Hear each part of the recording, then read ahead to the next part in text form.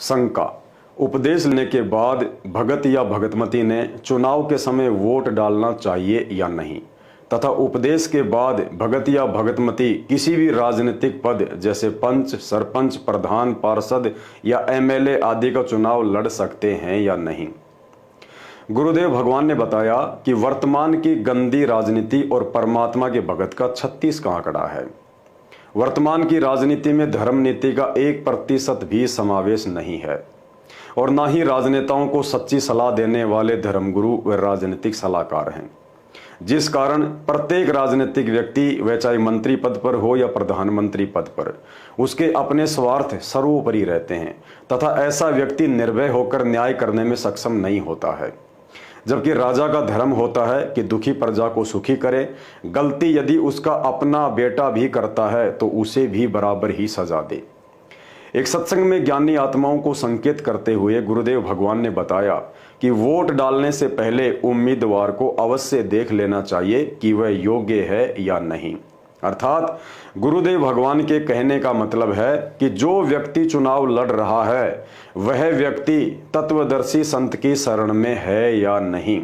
यदि नहीं है तो वोट नहीं डालना है, क्योंकि ऐसा व्यक्ति समय आने पर ना ही तो निजी स्वार्थों से दूर हट सकता है और ना ही समाज से बुराइयों को हटा सकता है। वर्तमान की गंदी राजनीति में न्याय और धर्म के लिए कोई जगह नहीं है। राजा अपने स्वार्थ और अपनी कुर्सी के लिए हजारों लोगों की हत्या के पाप से भी पीछे नहीं हटता है। तत्व ज्ञान कहता है, आप जिस भी व्यक्ति को वोट डालकर पंच, सरपंच, प्रधान, एमएलए या मंत्री, प्रधानमंत्री बनाते हैं तथा राजनीतिक पद पर रहते हुए वह व्यक्ति अच्छे बुरे जितने भी कर्म कुकर्म करेगा, उन समस्त कर्म कुकर्मों में आपकी भी उसी अनुपात में भागीदारी मानी जाएगी, क्योंकि उस व्यक्ति ने आपके द्वारा डाले गए वोट के सहयोग से राजनीतिक पद प्राप्त किया है। अब यदि ऐसा व्यक्ति शराब के ठेके खुलवाता है, बीड़ी, सिगरेट, शराब, भांग या अन्य मादक पदार्थों की फैक्ट्रियों को लाइसेंस देता है, सरकारी अफीम, भांग और तंबाकू की खेती के लिए लाइसेंस देता है, पशु कटवाने के लिए कत्ल खाने खुलवाता है या अन्य कोई भी कर्म कुकर्म करता है या किसी को सहयोग करता है, तो उन सभी कार्यों में आपका भी सहयोग गिना जाएगा, क्योंकि आपने वोट डालकर उसे वो सब कुकर्म करने के लायक बनाया है।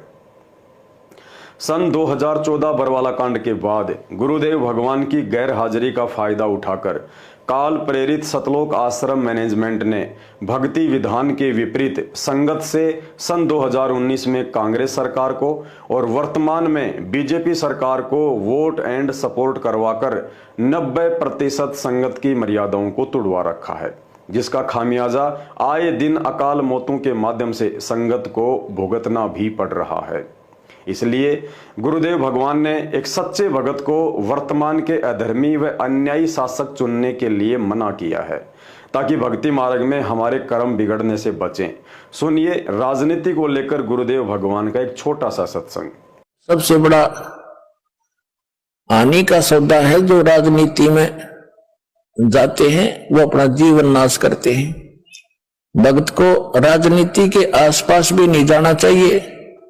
वोट देना हो, नेक आदमी देखकर वोट देना, किसी ऐसे भाव में भावुक होकर किसी के कहने से और या कोई पार्टी विशेष देखकर आप अपना वोट देकर पाप के भागी मत बनना, क्योंकि आपके द्वारा दिया गया वोट से जो चुना हुआ व्यक्ति है, यदि वो गलतियां करता है तो उसका रेशो में पाप आपको भी लगेगा।